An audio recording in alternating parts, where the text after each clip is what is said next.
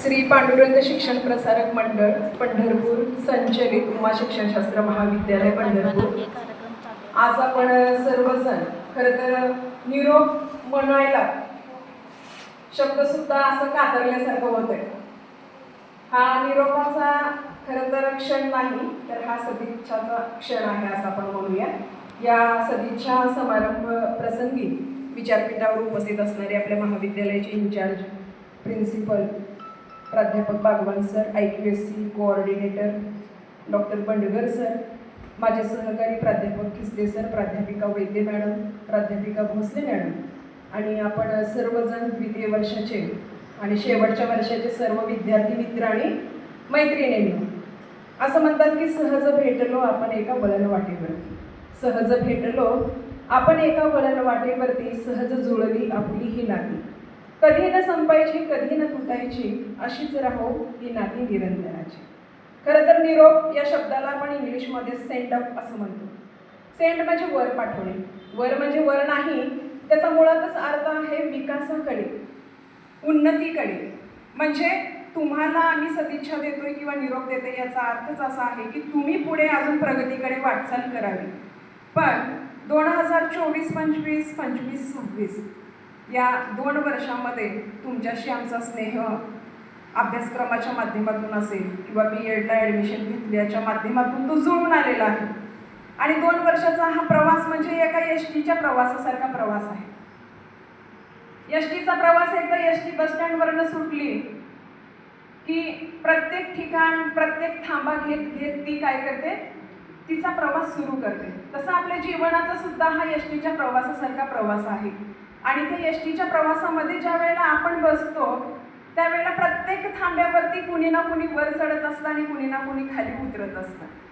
तसं आपल्या या शैक्षणिक प्रवासामध्ये, या जीवनाच्या या प्रवासामध्ये तुम्ही 2 वर्षाचा तुमचा जो सहवास आम्हाला लाभला आणि या सहवासाच्या माध्यमातूनच खरं तर काही क्षण ज्यांच्यासोबत आपण घालवलेला असतो त्यांच्यासोबत काही विचारांचं आदान प्रदान केलेलं असतं आणि एक ऋणानुबंधाचा हा रेशीम धागा जो आहे तो या माध्यमातून निर्माण झालेला असतो।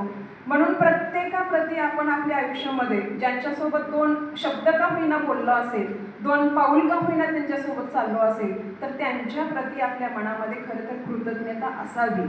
आणि या कृतज्ञतेच्या माध्यमातूनच आजचा हा सदिच्छा समारंभ आपण आयोजित केलेला आहे। आणि आत्ताच सावित्रीबाई फुलेंच्या प्रतिभापूजनाने कार्यक्रमाची सुरुवात झालेली आहे।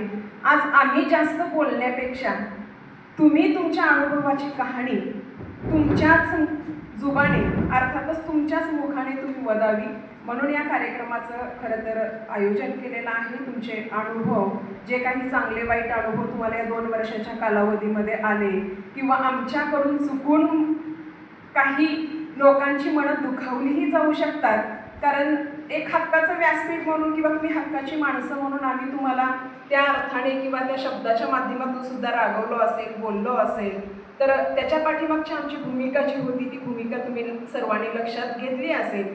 आणि या 2 वर्षामध्ये तुम्हाला जे अनुभव आले त्या अनुभवाचे जे काही बोल आहेत ते तुम्ही विद्यार्थी मनोगताच्या माध्यमातून व्यक्त करणार आहात। त्यानंतर आपल्या प्राध्यापकांना सुद्धा तुमच्याबद्दलचे अनुभव आलेले असतात 2 वर्षामध्ये। प्रत्येक येणारा विद्यार्थी हा प्रत्येक विद्यार्थ्याशी जोडला जातो।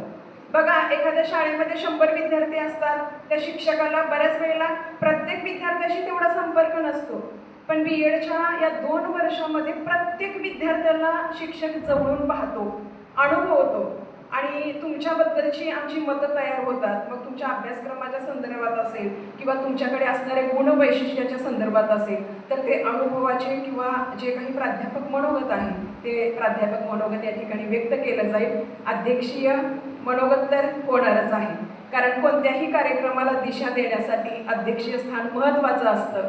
जसं एखाद्या समुद्रामध्ये जहाजाला दिशा देण्यासाठी होकायंत्राचं काम असतं, तसं कुठल्याही कार्यक्रमाला गती देण्यासाठी अध्यक्ष हा गरजेचा असतो। आणि शेवटी अध्यक्षीय मनोगताने आणि आभाराने आजच्या या कार्यक्रमाची सांगता होईल। या ठिकाणी प्रास्ताविक करण्याची संधी मला संयोजकाने दिली, संयोजकाचे मनस्वी धन्यवाद व्यक्त करते आणि मी माझ्या वाणीला विराम देते। खूप खूप धन्यवाद।